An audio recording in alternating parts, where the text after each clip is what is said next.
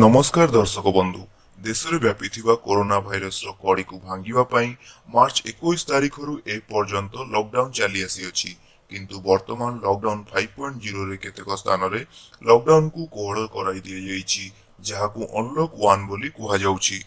किंतु कोरोनार संक्रमण कमी नथिबारु आम राज्य रे लॉकडाउन को सोमवार रु शुक्रवार किछि मात्रा रे कोहल कराई दिया जाइछि एवं जून मासर प्रति शनिवार और रविवार को पूर्ण भाव में सटडाउन कराई दिया जाउछि।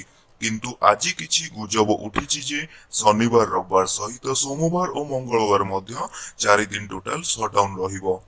तेबे एही गुजब को एसआरसी बा मुख्य रिलीफ कमिशन श्री प्रदीप जेना खंडन करिसंती ओ तांको ट्विटर जोगे से जणाइसंती जे एभली कोनोसी कार्यानुष्ठान पई किछि निर्देश जारी होई नाही एवं एथि पई कोनोसी लोकन को व्यस्त हेबा आवश्यक नाही।